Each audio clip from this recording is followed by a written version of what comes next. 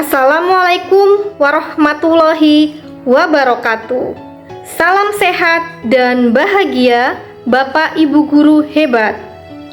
Perkenalkan, nama saya Ibu Rena Retnoningsih. Saya dari SMP Negeri 4 Cipari, Kabupaten Cilacap, calon guru penggerak angkatan 8. Dengan fasilitator Bapak Heri Kiswanto dan pengajar praktek Bapak Sukamto.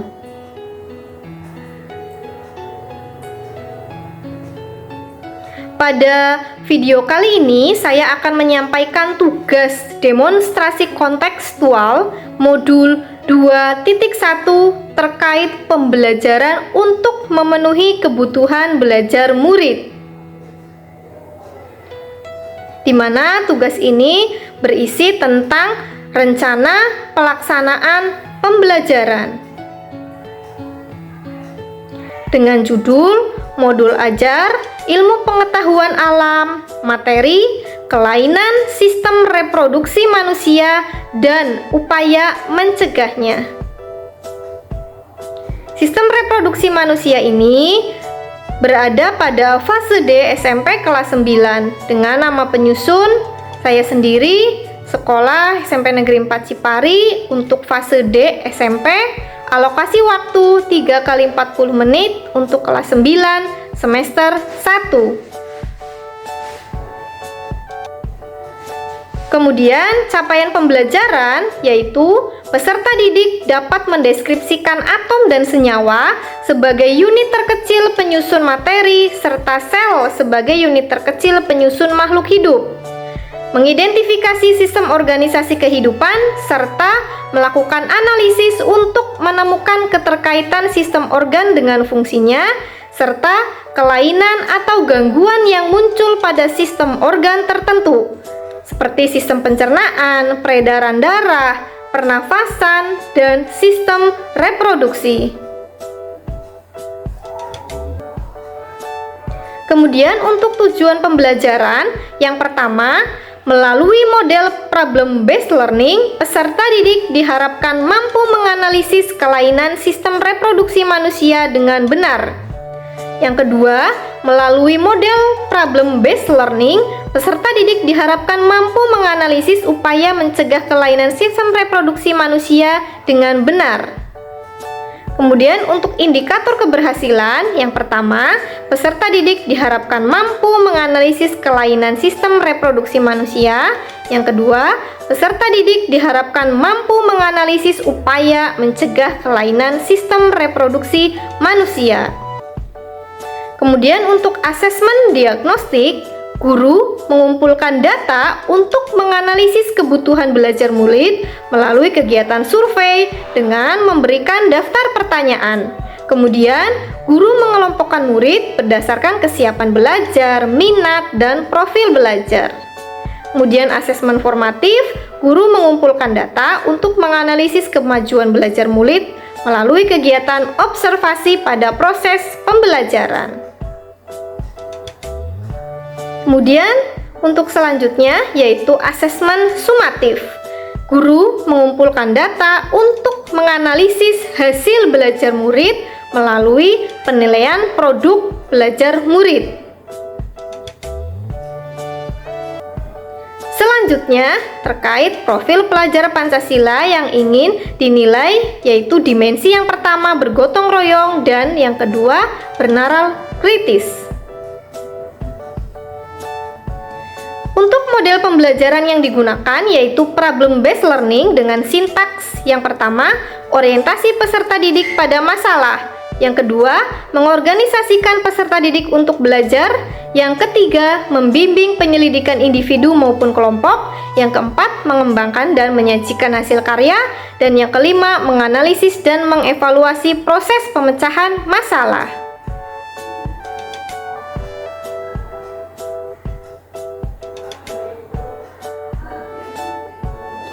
Kemudian yang selanjutnya sarana dan prasarana yang digunakan. Yang pertama untuk media pembelajaran seperti video, slide presentasi, artikel sederhana, dan poster bergambar. Kemudian yang kedua, alat dan bahan ajar meliputi LCD proyektor, laptop, dan speaker. Kemudian sumber belajar yang digunakan yaitu saya mengambil dari buku paket yang ada di perpustakaan. Kemudian yang kedua yaitu dari YouTube dengan mendownload video-video pembelajaran. Pengetahuan prasyarat yaitu peserta didik sudah mempelajari tentang organ reproduksi manusia. Kemudian untuk langkah pembelajaran pada kegiatan pendahuluan, pertama, guru menyampaikan salam pembuka, berdoa, dan menanyakan kehadiran peserta didik. Yang kedua, guru menyampaikan tujuan pembelajaran.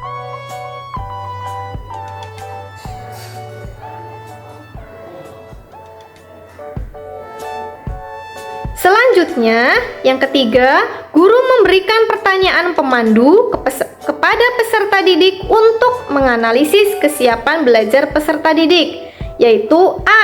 Masih ingatkah kalian tentang pengertian sistem reproduksi manusia? Masih ingatkah kalian tentang organ reproduksi pada laki-laki? Dan masih ingatkah kalian tentang organ reproduksi pada perempuan?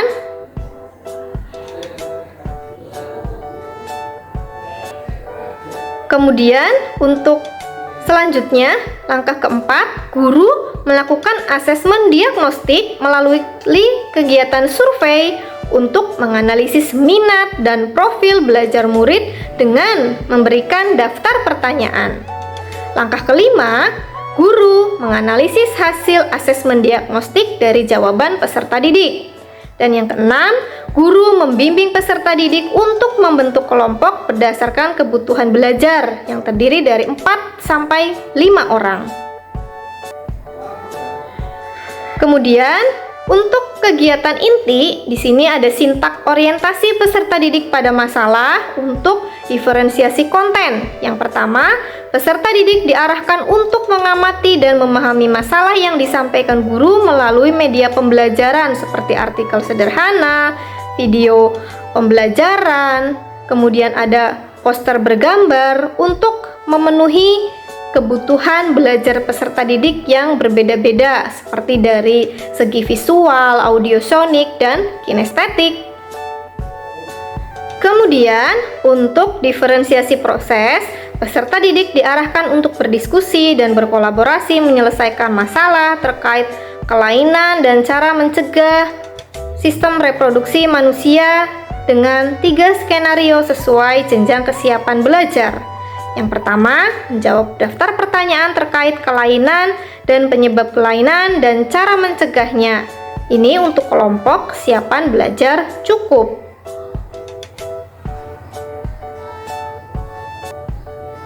Kemudian, untuk kelompok yang kedua yaitu kesiapan belajar baik.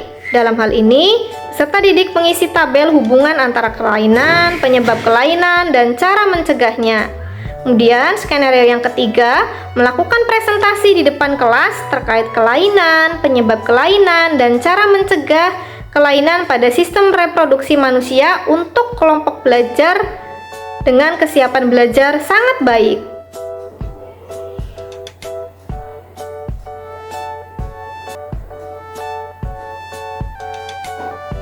Kemudian, kegiatan selanjutnya yaitu membimbing penyelidikan individu maupun kelompok. Dalam hal ini, guru membimbing peserta didik untuk melakukan diskusi, unjuk kerja dengan panduan lembar observasi. Kegiatan selanjutnya mengembangkan dan menyajikan hasil karya. Dalam hal ini, peserta didik mengkomunikasikan hasil diskusinya. Kemudian selanjutnya, menganalisis dan mengevaluasi proses pemecahan masalah. Peserta didik diarahkan untuk berdiskusi, menganalisis, dan mengevaluasi hasil analisis data dari masing-masing peserta didik terkait kelainan, penyebab kelainan, dan cara mencegahnya pada sistem reproduksi manusia.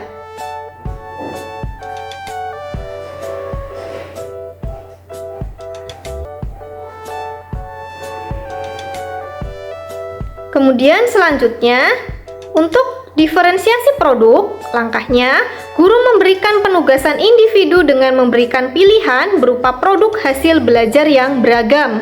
Yang pertama, membuat poster bergambar terkait kelainan, penyebab kelainan, dan cara mencegahnya pada sistem reproduksi manusia.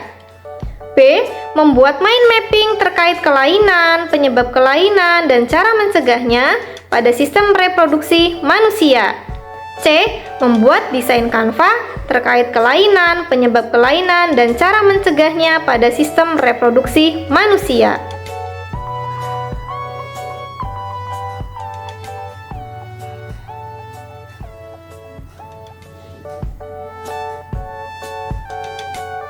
Kemudian, untuk kegiatan penutup, pertama, guru dan peserta didik menyusun kesimpulan tentang hal-hal yang telah dipelajari terkait kelainan, penyebab kelainan, dan cara mencegahnya pada sistem reproduksi manusia. Langkah kedua, guru dan peserta didik memberikan refleksi terkait pembelajaran pada hari ini.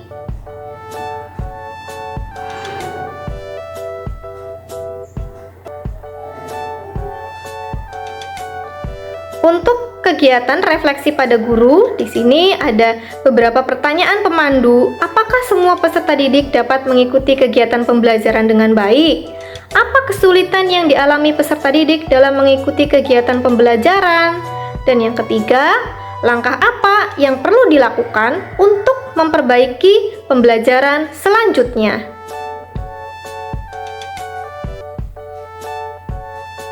Kemudian, kegiatan refleksi bersama peserta didik dengan pertanyaan, apa yang sudah kita pelajari hari ini? Yang kedua, apakah kegiatan belajar hari ini sudah berhasil? Kemudian, yang ketiga, kesulitan apa yang dialami? Dan yang keempat, apa langkah yang perlu dilakukan untuk memperbaiki proses belajar?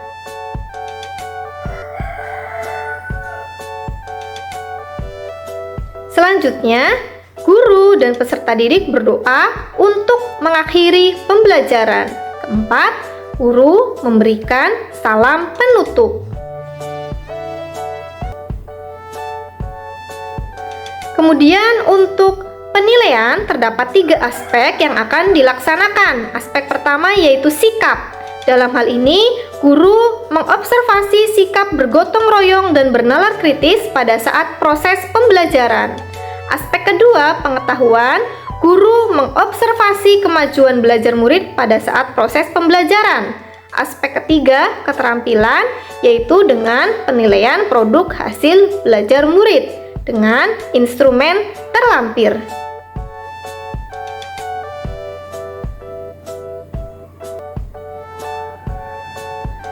Kemudian untuk rencana tindak lanjut, di sini ada 2 kegiatan. Kegiatan yang pertama yaitu remedial dengan instrumen terlampir dan kegiatan pengayaan dengan instrumen terlampir.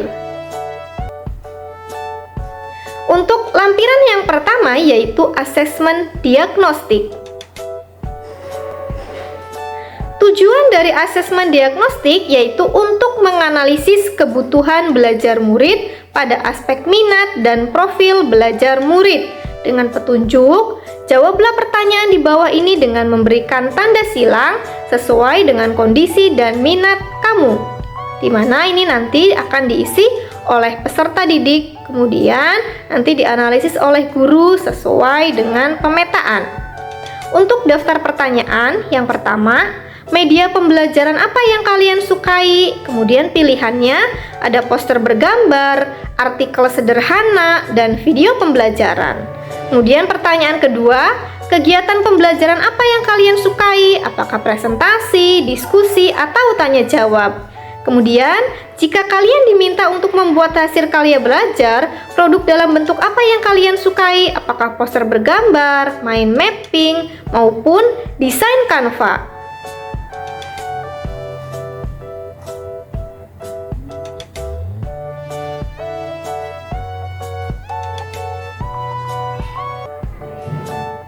Lampiran yang kedua yaitu asesmen sikap, di mana sikap ini untuk menganalisis kemajuan pada profil pelajar Pancasila dengan dimensi bergotong royong dan bernalar kritis.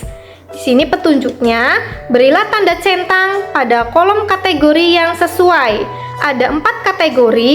Yang pertama BB, belum berkembang, MB, mulai berkembang, BSH, berkembang sesuai harapan, dan SB, sangat berkembang.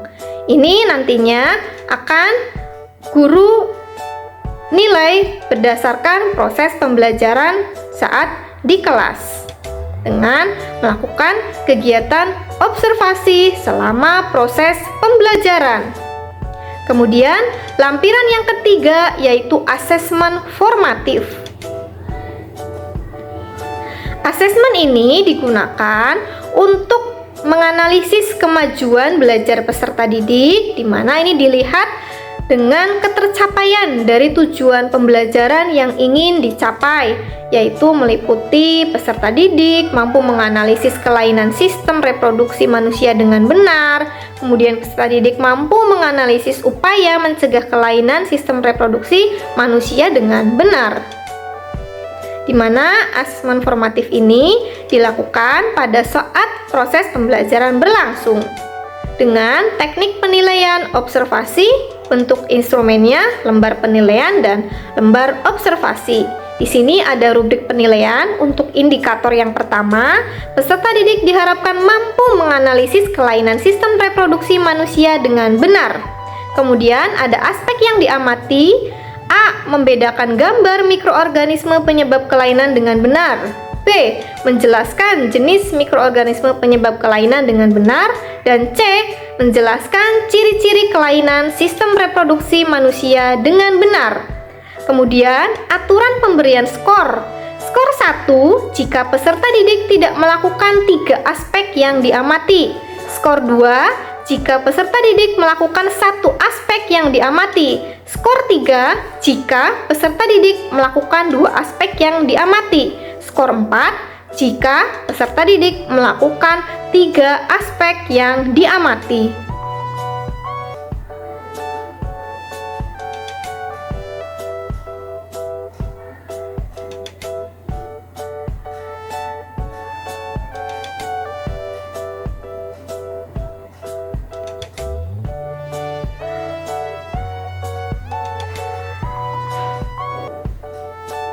Kemudian, untuk indikator yang kedua, peserta didik diharapkan mampu menganalisis upaya mencegah kelainan sistem reproduksi manusia dengan benar.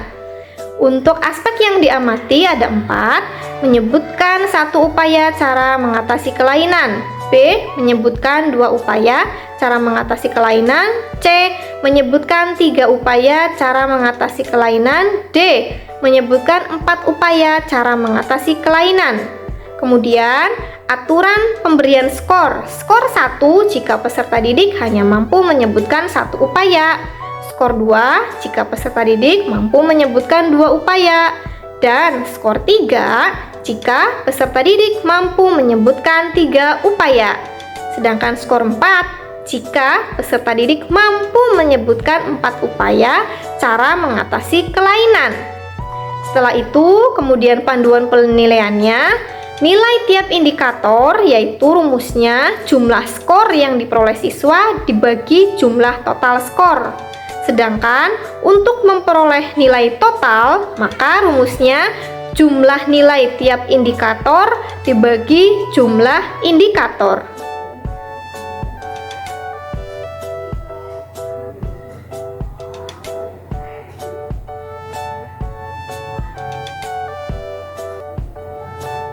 Kemudian di sini contoh lembar penilaian formatif dengan melakukan kegiatan observasi pada saat proses pembelajaran. Dengan prosedur, berilah tanda centang pada kolom skor yang sesuai. Yang kedua, pedoman pemberian skor dapat dilihat pada rubrik penilaian. Dan yang ketiga, berikan siswa kesempatan untuk mempelajari format penilaian ini sebelum penilaian dilakukan. Teknik ini dengan menggunakan teknik observasi. Kemudian, lampiran yang keempat yaitu asesmen sumatif. Asesmen sumatif ini berfungsi untuk menganalisis hasil belajar peserta didik dan juga pencapaian dari peserta didik, di mana pencapaian tersebut untuk mengukur ketercapaian tujuan pembelajaran yang meliputi dua indikator, di mana teknik penilaian yang digunakan yaitu produk. Bentuk instrumennya lembar penilaian dan lembar observasi. Untuk indikator yang pertama, yaitu peserta didik diharapkan mampu menganalisis sistem reproduksi manusia dengan benar. Aspek yang diamati: A. Pesan yang disampaikan jelas. B. Gambar jelas dan proporsional. C. Warna poster rapi dan menarik. Kemudian, aturan skor. Skor 1, jika peserta didik tidak melakukan 3 aspek yang diamati. 2, jika peserta didik melakukan 1 aspek yang diamati. 3, jika peserta didik melakukan 2 aspek yang diamati. Dan skor 4, jika peserta didik melakukan 3 aspek yang diamati.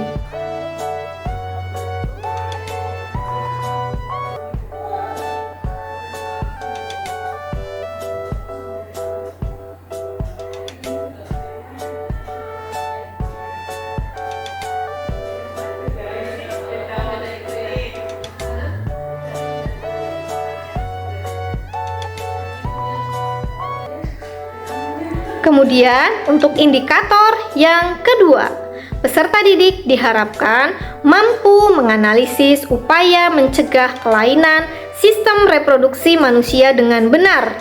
Ada 3 aspek yang diamati, sama seperti pada aspek pertama, yaitu pesan yang disampaikan jelas, gambar jelas dan proporsional, kemudian warna poster rapi dan menarik, dengan aturan pemberian skor.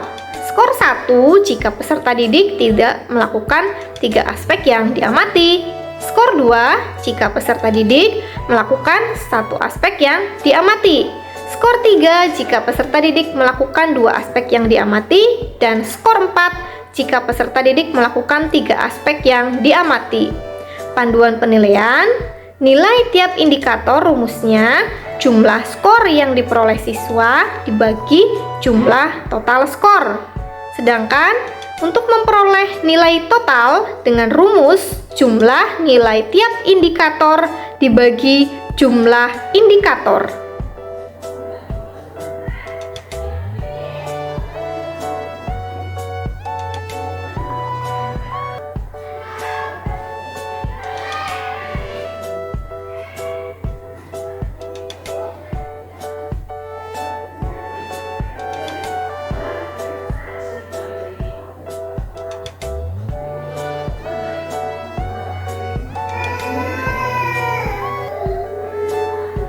Kemudian untuk lembar penilaian sumatif ini dilakukan dengan teknik observasi, di mana prosedur penilaiannya yaitu 1. Berilah tanda centang pada kolom skor yang sesuai.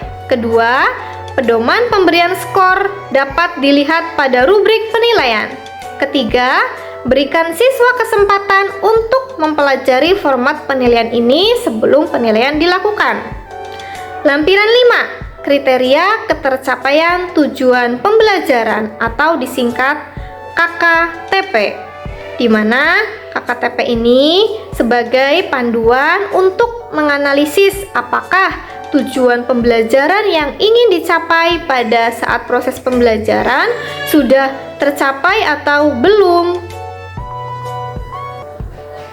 Kemudian, kriteria ketuntasan tujuan pembelajaran menggunakan pendekatan skala atau interval nilai, di mana di sini ada 4 interval nilai, yaitu yang pertama perlu bimbingan untuk nilai 0 sampai 40. Kemudian interval kedua cukup untuk nilai 41 sampai 70. Kemudian interval yang ketiga dengan kategori baik yaitu nilai 71 sampai 85. Dan nilai untuk indikator sangat baik yaitu terjadi pada interval nilai 86 sampai 100, di mana masing-masing interval nilai ini diamati dari ketercapaian masing-masing aspek yang diamati untuk tiap indikator, di mana tadi sudah dijelaskan pada rubrik penilaian asesmen formatif maupun asesmen sumatif. Selanjutnya, untuk indikator yang kedua yang akan diamati yaitu peserta didik diharapkan mampu menganalisis upaya mencegah kelainan sistem reproduksi manusia dengan benar, di mana di sini masih terdapat 4 interval nilai yang akan digunakan, di mana setelah menganalisis dan mengobservasi kemajuan belajar peserta didik, lalu guru membuat kesimpulan, di mana di sini kita bebas menentukan kesimpulan tersebut.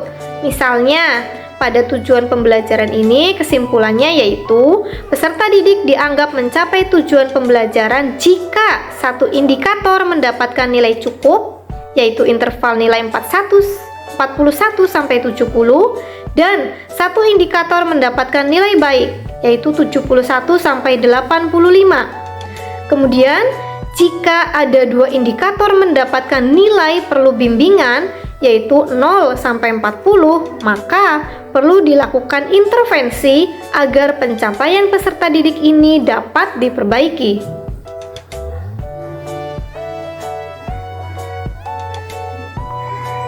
Lampiran yang keenam yaitu rencana tindak lanjut.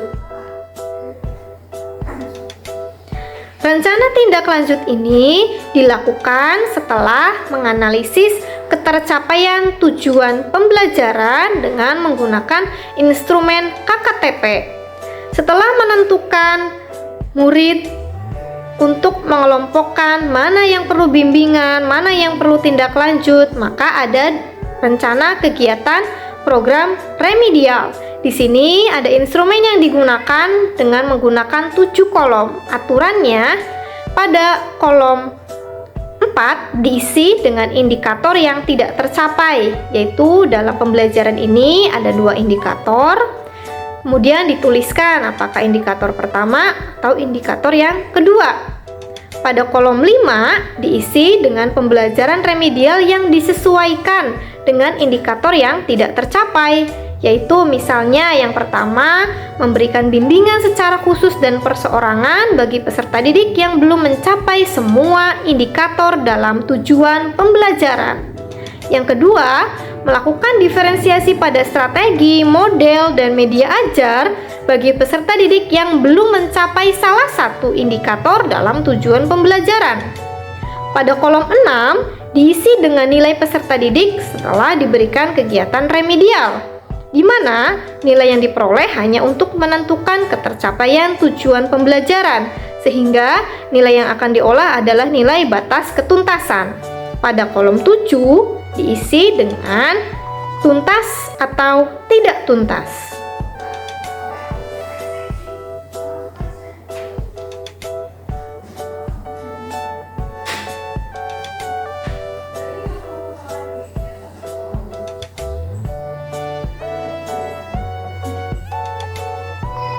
Kemudian untuk program yang kedua yaitu kegiatan pengayaan. Untuk kolom yang disediakan ada 5 kolom. Pada kolom 4 diisi dengan indikator yang tercapai, di mana indikator ini terdiri dari 2 indikator. Kemudian pada kolom 5 diisi dengan pembelajaran pengayaan, disesuaikan dengan ketercapaian masing-masing peserta didik. Untuk kegiatannya seperti 1. Menjadikan peserta didik yang telah mencapai tujuan pembelajaran menjadi tutor sebaya bagi peserta didik lain yang belum tuntas. Yang kedua, melakukan diskusi kelompok untuk meningkatkan pemahaman dan wawasan terkait materi yang sudah dipelajari dihubungkan dengan peristiwa dalam kehidupan sehari-hari.